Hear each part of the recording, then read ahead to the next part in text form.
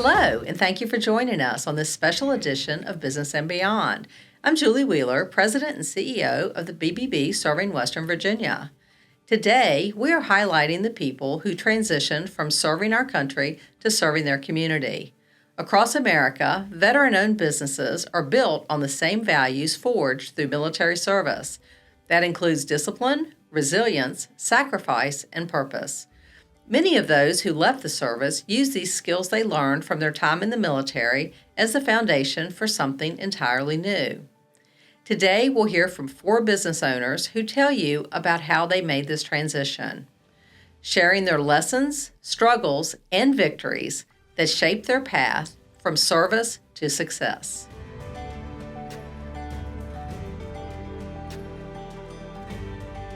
At the time, we had the draft. So young men, when they completed school, were expected to, you had to join the Army or the military. I was in during the time of peacetime, and we didn't have any deployment like you would see some of the National Guard now. But we was ready that if we were called up to serve, our country, and that's what the National Guard is there for. Definitely was just trying to find my way in life, basically. When I went in the military, it taught me a lot about myself, where I would be in life, essentially. Definitely where I was at wasn't really nothing going for me. So the military taught me a lot of values, core values that I transferred over to the civilian world. Made the decision to join the Army, follow my father's footsteps. My father was in the Army in Vietnam. I was going to go. And it also, in my mind, was helping me get some of that pride back. I'd lost a job in law enforcement, so now I wanted to get that pride back. I wanted to show people I was capable. So I joined the military, and I absolutely adored it. Meet the owners of 4 veteran-owned businesses who have made the transition from a member of the United States military to owners of their very own businesses. Dr. David Armstrong of Low Vision Optometry, Al Grant of Strategic Benefits Incorporated, John Maldonado of Veterans Electric LLC, and Patrick Perkins of Perkins Photography. While they may each have different passions and practices in their day-to-day lives, they have one thing in common: their love of country. I'm obviously having the opportunity to be prepared to serve your country in time of any conflict or anything happening, to be standing, be ready. Going there and then coming back, realize how grateful I am to live literally in the United States. Serving for those 3 years was just an opportunity to give back, and I'm very proud of that. I took an oath to protect this country. I took an oath to protect my community, and I took an oath to provide these services. While each veteran's journey is unique, for Dr. David Armstrong, service became the foundation of a lifelong commitment to help others. Well past retirement age, but I have no plans to do anything other than practice optometry. I love it, and especially the low vision part of it. It's very satisfying helping people with impaired vision who are having trouble reading or driving or using their computer or recognizing their grandchildren on the ball field and things like that. And I've helped many of them with those problems. When the time came for him to serve, he took advantage of the chances the military had to offer.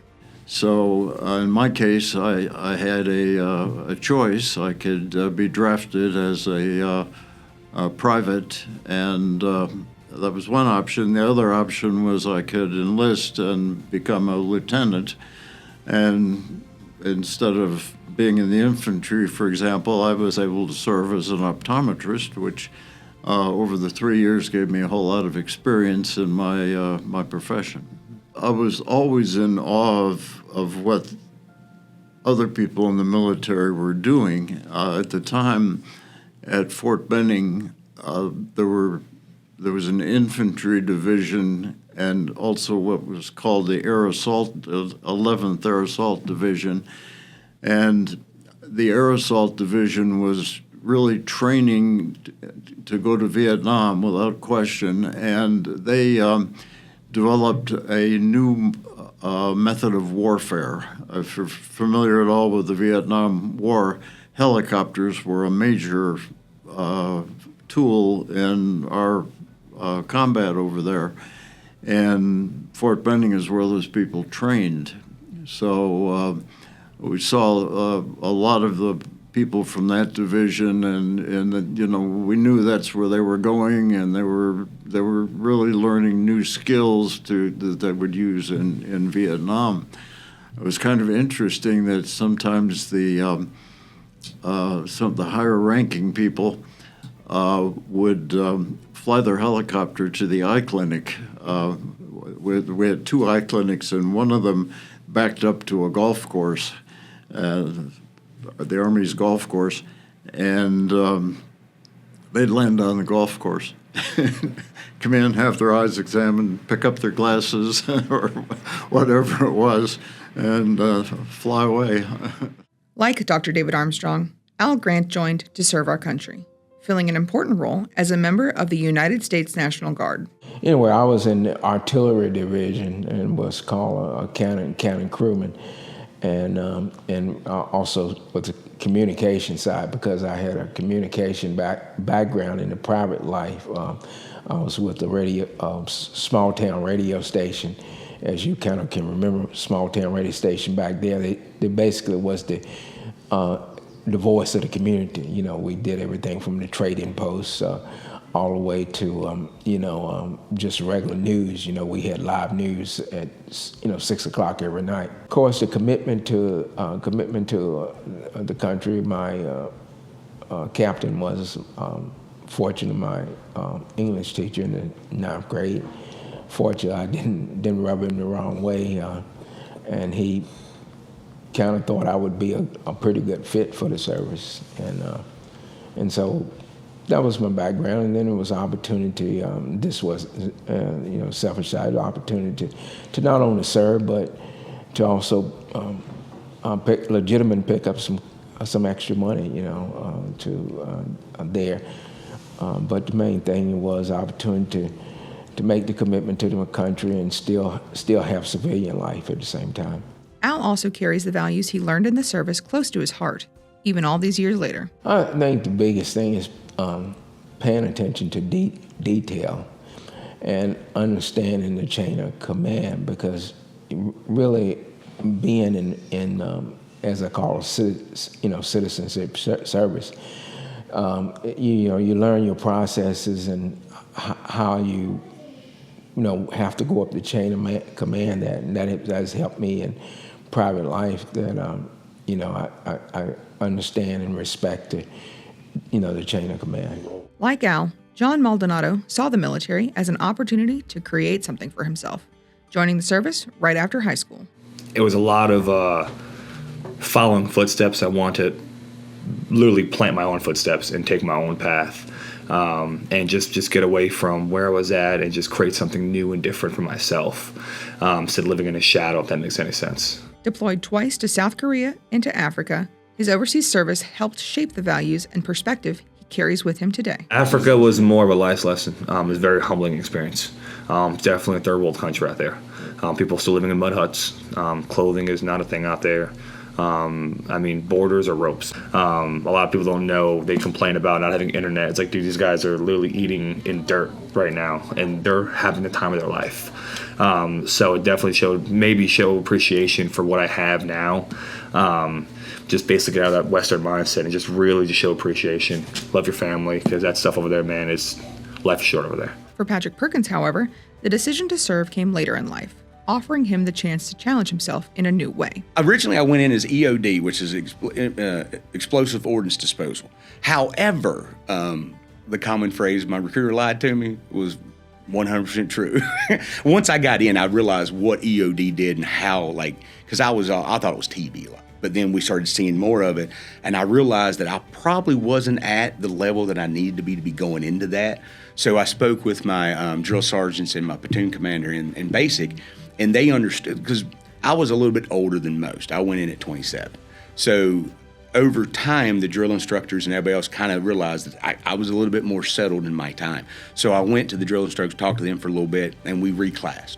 And they reclassed me into 13 Bravo, which is artillery. I was a cannon crew member. Starting over was an adjustment, but for Patrick, the opportunity to gain new experience mattered more than rank. And I could go in at a higher rank, and I did not want to do that. I wanted to earn my time.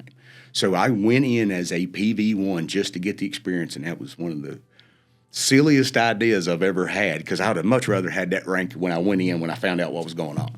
But working my way up built so many standards. It gave me purpose. And not just purpose, the cliche, I served my country, I'm a hero. Not that purpose. It gave me a purpose is that I have a drive now. Now, my goal in the Army, there's no barricades. If something's in front of you, go over it, around it, under it, through it, blow it up, do whatever you can to accomplish that mission. And what I learned is you don't always have to blow it up. Sometimes that chess move, that much farther down to that goal, that much farther move down the road can be set up several ways. And sometimes that difficult part can be used against itself. Though each of their stories are unique, they all faced the same challenges once their service ended, finding a purpose beyond the military. Like many veterans, the hardest transition begins after the uniform comes off. I guess you can say getting out, following orders for 4 years, the structure, that's something that the civilian world has yet failed to reach. Over there, it's very structured, it's very simple, common sense is a thing there, in certain occasions, obviously, but man, over here, man, there's none of that backhanded stuff. So it's just, I guess that was the thing that when I came back, sort of working in a first civilian job, it was very hard to just kind of just jump to it because the structure was completely different. And to me, it wasn't something that I was like, well, I would never run a business like this. This is not right. You know what I mean? So that's why I really went on my own. I was like, man, I'm tired of working for somebody else. If I'm going to have these values, this is how I want to run the business. I want my employees happy. I want them working for us. If there's anything that we can do to make you happy, man, come on, let's talk about it. You know what I mean? We're trying to create a different lifestyle, different environment that 90% of companies don't have. And for each of them, entrepreneurship became a new way to serve. For some, it was the chance to step up to the challenge. Well, I'm a big advocate for working for yourself. I think it's wonderful to be able to make my own decisions and improve on things or correct things, and without having a meeting with other people. That's my favorite thing, is being able to do all of these things by myself, figure them out, make my plans by myself. We believe that always the customer is right, and we err on the side of ethics, not what's best for us, but what's best for the client. And we have a motto of saying, promise little and do much. And what I mean by that is a general statement. A lot of people make a lot of promises to people that they know at the time that they are making the promise that it can't be met, or they give false expectations. We like to under-promise and over-deliver. And the client said, wow, because each situation is unique. It's no absolute 100% guarantees, as we say in most cases, special litigation. But we're going to try to put you in a better situation than you were before. For others, it was a life path they never expected. I wasn't meant to do this. I wasn't meant to work for myself. In my mind, my fate was clocking that card every day, going to work for somebody else, handing your reports in, going home, getting up, going right back into that job. That was my life. It was cake. I was trained out. I knew what I was doing. I knew where I was going. I knew that it would be an eventful day, but at the same time, I was always going to work for somebody else. To be honest, I never envisioned to be an electrician. My parents would argue about being a cop and electrician. I was like, I'm not going to be either one of them, and here I am, master electrician. It's like, wow, the irony, the tables have turned. I went to the military because I didn't know what I wanted to do in my life. And I got out, I still didn't know what to do with my life. I just jumped into it, and it's been the best decision I ever made. But these transitions did not come without their challenges. The military is nothing more than preparation. Every day you go to work, you clean the same things, you move the same things in the same spot, you make sure everything is within millimeters of themselves. We put on our uniforms are down to the micron. If there's anything, it has to be perfect because you are preparing for a battle. And it's the same thing in entrepreneurship. You were preparing for that battle, and if you are not prepared, if you haven't done your research, if you haven't done your reconnoiter, if you don't have everything in line, you are going to embarrass yourself and fail. And that's exactly what I did on the first one. I thought that I had done a good job. I thought that I have everything, and I failed the first time. I didn't even know how to get my LLC. With that failure, most people just pick their stuff up and go. And I was not about to accept that failure. I went right back into it. I started doing everything else. I met Tom Tanner down here at the small business. I met several other photographers. I met other people that were in the business. I met the Better Business Bureau, and I started working and helping out with the Better Business Bureau, and I started getting connections with other people, and then those connections started teaching me. So it was just like in the military. You meet a subject matter expert, you learn from that subject matter expert, and then you take that information, you apply it to what you want to do. They each used the valuable lessons they learned in the military to grow into the business leaders they are today. I always like to look at myself that as a servant to my client. It's just like the good old service. You're here to serve your country and do the best for your country, and your country is always first. Always, and I look the same way with my clients, that I'm here to serve you and to make your situation better if I can. Sometimes I can't do that, and I want to be honest enough to tell you up front that I just can't do what you would like to do, and unfortunately that's not most of the time, but if it comes in, that's where that's where the test comes in, and I've been tested a few times over my career, and fortunately I had some good mentors that situation come up, and I've had to walk away.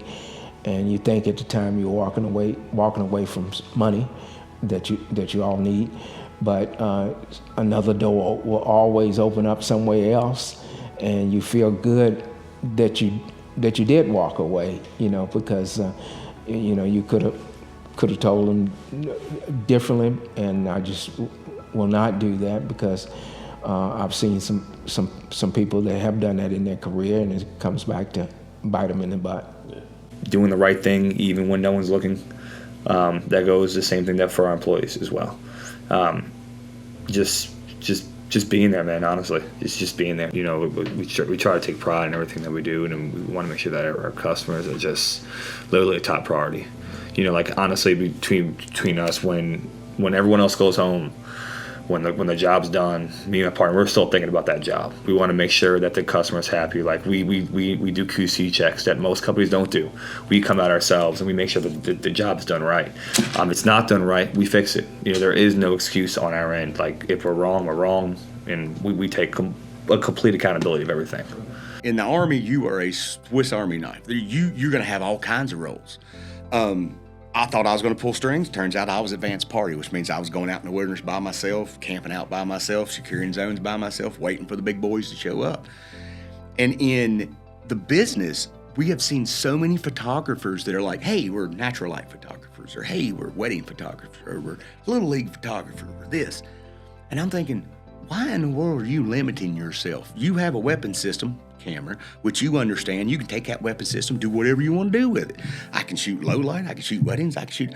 Why minimize it? Why put myself in a niche? That's another thing that we were taught in the military, is that you don't pinhole yourself. Just because you're an artillery soldier doesn't mean you can't go and talk to the foot soldiers and the warrant officers flying everything. You have to understand everything. I think what I have learned more than anything else is how good people are. If people are treated well, they treat you well. And over the years, I've just developed a wonderful relationship with so many people, and I appreciate them and they appreciate me. And the number of problem people is, probably over all those years, I could count them on one hand. I just think people are good, and that's a big lesson to me. I guess I knew it, but I've proved it for 50 years.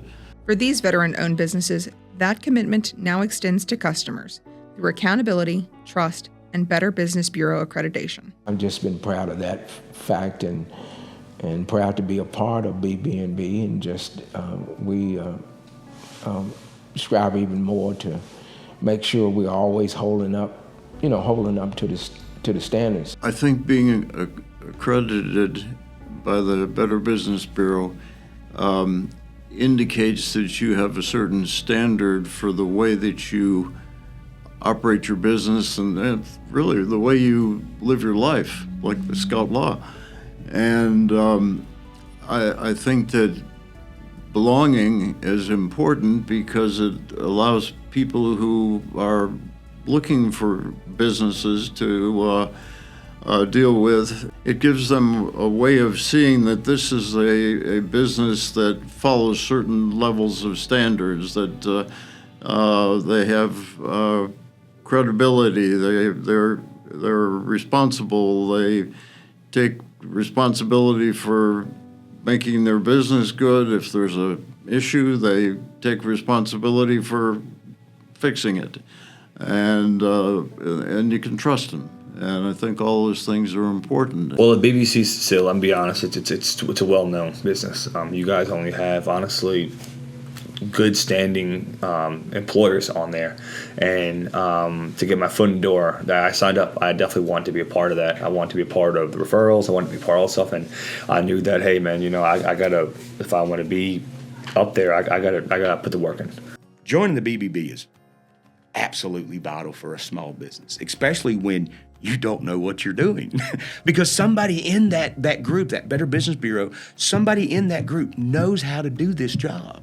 And if you meet them through this organization, they already know. You've been verified.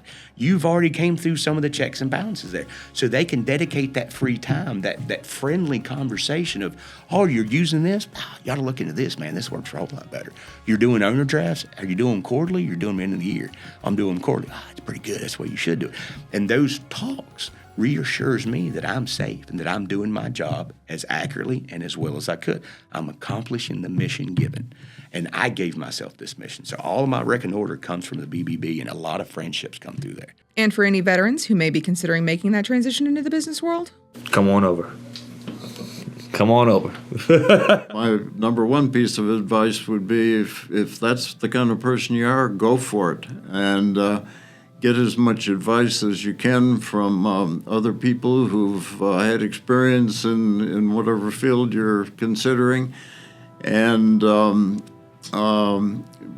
make a plan, follow the plan, modify the plan as needed, and persevere to hang in there.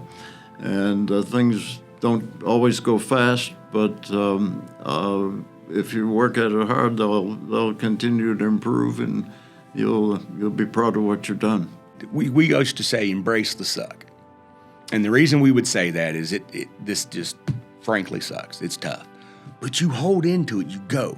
And then you can watch in the crowd, in your fellow coworkers or your fellow friends, who is also swallowing that pride and moving forward, because then you see the integrity. That's integrity. We were told in the Army, the integrity is doing the right thing when nobody is watching.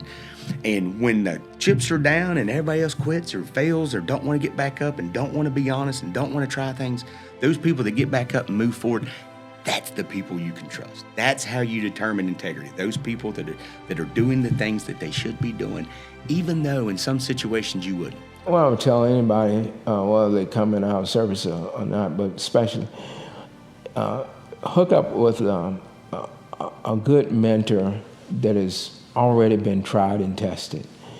And you can get a lot of good from a good mentor. Because you will find out from real good mentors, they don't have to prove anything to anybody, and they really have some time on their side, and they really like that they have somebody they can nurture. So, because a lot of times you can get swayed in a lot of ads, and everybody say they can be your coach, and they may charge thousands of dollars. And find a local mentor in your neighborhood or your area, and you normally can find them going back to organizations like here, the American Legion, Moose Lodge. You find them people right in there. You don't have to travel nowhere. You'll find somebody in retirement, and you just develop a conversation. And you think a lot of times they have done that, or they know somebody, and they can put you in touch with people. Don't just sit there and say, I got one job, want more. go get it. Because the minute you get comfortable is the minute you start getting stressed out.